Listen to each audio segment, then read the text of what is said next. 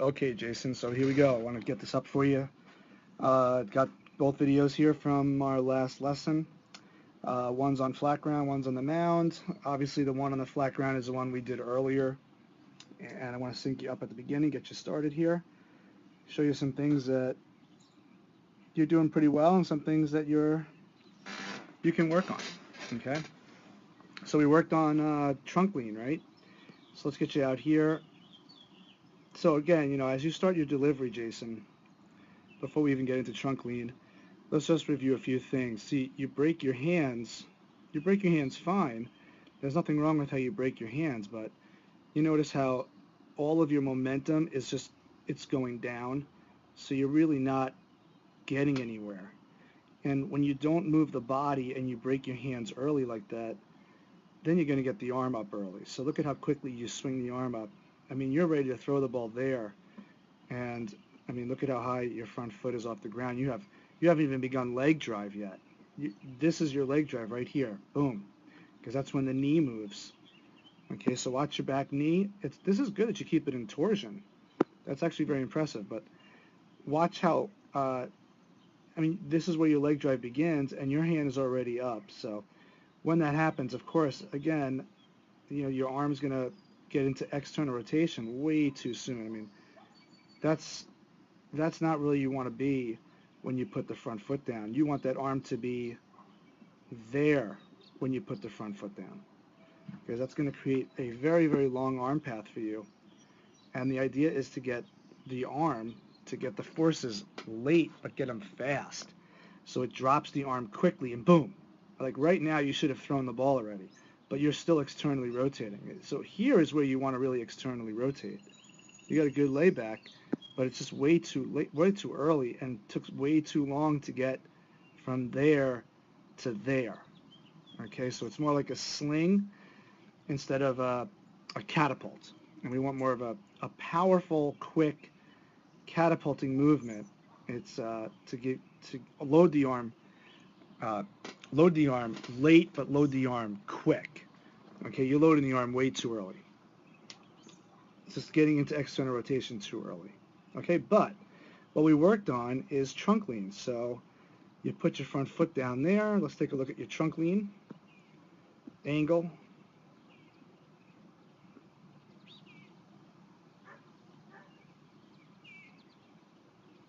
Let's see where you are. About 20. There's your elbow.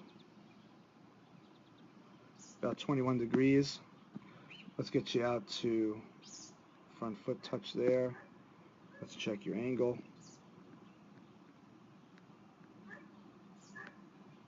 And 17. So that's a good improvement. I like the trunk angle now. That's much, much better. You don't need to change anything other than that for this week. So look at how far back you are here. I mean, take a look at this. Just a little too excessive. Here, you're in a much better position to power that trunk through. 86 is a good angle. 76 is a bad angle. It'll take you way too long to catapult forward. Okay? And it's just slowing you down. It's just slowing you down. So good job, man. That's a great job. I mean, look at the angle. I like how in the left video here, I'll start you from the beginning. Okay, you break your hands. You don't move too far off the mound, a handbrake. And we'll work on that in the future. Okay, don't do too much at once. And we get you out here to where your front knee passes your hip. And you see how high your hand is?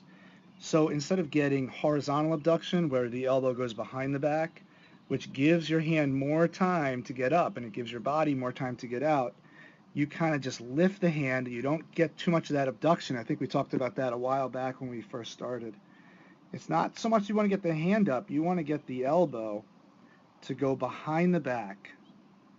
Okay, so just remember that. Keep that in mind so we can work on that in the future. So instead of flicking the hand up, boom, we want to just pull the elbows back a little bit and then get the hand up. That'll give our feet more time to get out into position to get those forces to the arm late. Okay, so the hand gets up quick too in this video, but I like the fact that you keep good torsion in this leg. That means the knee is outside the hip for a long period of time. and you also get decent extension. So I can see the ankle extend, I can see the knee extend. Now, when you get stronger at doing this, you're going to get to the hip. You're not triple extending yet, you're double extending. Triple extension, we need to get this hip to clear. So when you land that front foot, where's that back hip? Back hip is back, right? So it kind of looks like you're throwing uphill, doesn't it? Okay, once you get this foot to clear out and really turn over, and then you get that leg to come out here more, that's going to lower your body a little bit. It's going to raise your body here, so it's going to look like you're throwing downhill. And by the way, great leg extension. Watch how your knee extends back. Boom, gives you more velocity. Okay, so you're starting here with a low arm because the hand is externally rotating so soon. I mean, you don't want to be in that position. When you land this front foot, this is where you want the arm to be. See where your hand is now? That's where you want that arm to be when this foot gets down. But when you get the foot down, look at how far your arm has traveled. And now it's going to drop behind your body, and it's going to lay back and create this really long arm path. Zoom. Okay? So the energy is already there. It's got to happen late and it's got to happen fast so that the short stretch cycle of your body stretches and contracts quicker so that it can throw your arm quicker. Okay? I don't know if that makes any sense to you, but your body acts like a rubber band, and if the rubber band, you don't really have the luxury of stretching out the rubber band slow because the movement patterns in pitching are quick.